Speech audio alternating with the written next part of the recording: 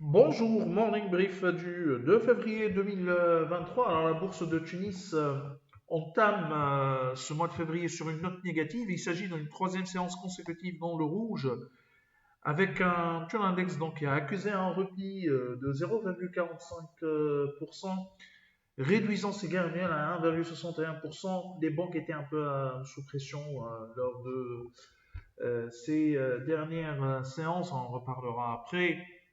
Alors, volume d'échange de seulement 3 182 000 dinars. Oubiat était le titre le plus actif, 491 000 dinars échangés sur le titre de la première banque tunisienne.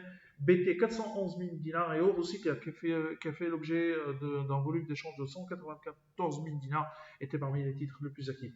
Alors, pour ce qui est des principaux écarts de l'argent, un Tunisri qui gagne 4,47%, Electrostar prend 3,92%, Landor avance de 2,93%, ATB qui a également progressé de 2,68% et une hausse de 2,38% pour Sifat.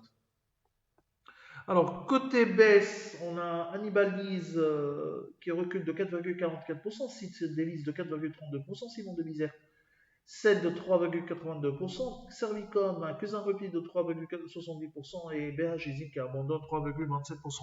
Alors, de l'actualité bancaire pour ce matin, alors on commence par la BCT qui, dans son premier conseil d'administration en 2023, décide de maintenir son taux directeur inchangé à 8%.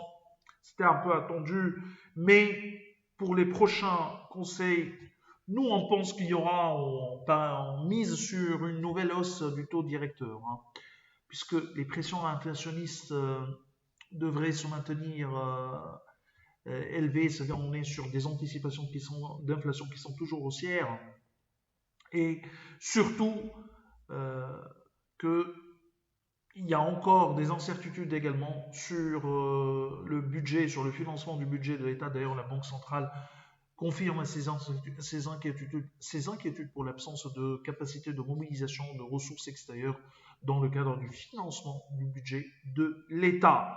Alors, conséquence de la dégradation de Moody's, de la notation souveraine, l'agence de notation ajuste à la baisse le rating des dépôts bancaires à long terme de CA1 à CA2 pour 4 banques, BIAT, STB, MN Bank et Banque de Tunisie. Néanmoins, l'agence américaine a maintenu la notation CA1 d'ATB pour l'ATB.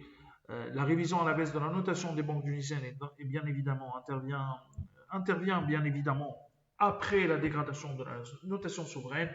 En ce qui concerne l'ATB, l'appui de la maison mère, de sa maison mère Arab Bank, justifie le maintien de son rating à CA1.